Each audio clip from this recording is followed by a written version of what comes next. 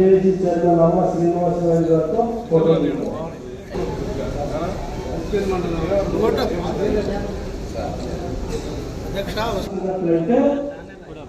సగమే కనపడుతుంది కొద్దిగా.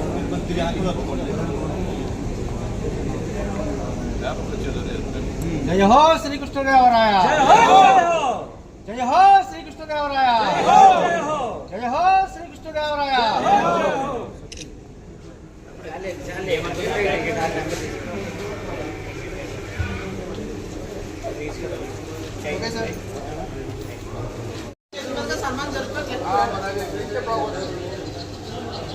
ఓకే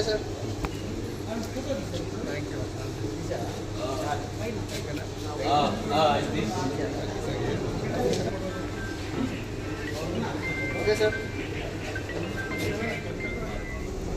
రాష్ట్రానికి నడిబొడ్డు, ప్రపంచ ప్రఖ్యాతిగాంచినటువంటి నగరాన్ని నిర్మించాలి, రాజధానిగా ఉండాలన్న మన తెలుగు రాష్ట్రాల యొక్క ప్రతినిధులందరి కోరిక మేరకు జరిగే ఈ స్థానంలో శ్రీకృష్ణదేవరాయలు గారి యొక్క పట్టాభిషేకాన్ని నాయుడు గారు ఎంతో వైభవంగా నిర్వహిస్తున్నారు. వారికి ధన్యవాదాలు.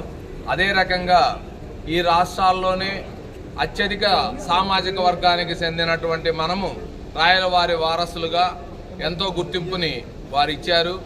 కానీ వారికి తగిన గుర్తింపును ఇట్లా తెలుగు రాష్ట్రాల్లో ఒక పండుగ వాతావరణాన్ని సృష్టించేటట్టుగా వారి జయంతికి కానీ వర్ధంతికి కానీ సెలవు దినాన్ని ప్రకటించడం కానీ ప్రభుత్వ పరంగా తెలుగు భాషను ఎంతో గొప్పగా చెప్పే మన పాలకులు ఎవరు కూడా ఆ తెలుగు భాషకు వారసత్వాన్ని ఇచ్చినటువంటి శ్రీకృష్ణదేవరాయలు గారి యొక్క ఆ గుర్తింపును ఇవ్వలేకపోతుంది. కాకుండా ఇతర రాష్ట్రాల నుంచి వచ్చిన పెద్దలందరికీ కూడా శిరస్సు వంచి నమస్కరిస్తున్నాము. రాయలవారు పట్టాభిషేకం గుంటూరులో నిర్వహించడం అనేది చాలా గొప్ప విషయం. రాజధాని నడిబొడ్డున మేము గత 10 సంవత్సరాల మట్టి ఇక్కడ పట్టాభిషేకం నిర్వహిస్తూనే ఉన్నాం గుంటూరు జిల్లాలో. అదేవిధంగా మేము అడుగుతుంది ప్రభుత్వాన్ని కూడా రాయలవారి యొక్క పట్టాభిషేకాన్ని జయంతి వర్ధంతి కూడా ప్రభుత్వం వారు అధికారికంగా ప్రకటించాలని మా యొక్క కోరిక. అదేవిధంగా రాయలవారు 500 సంవత్సరాల క్రితమే మనకి దేశ భాషలందు తెలుగు లెస్స అని పలికినటువంటి గొప్ప మహానుభావుడు.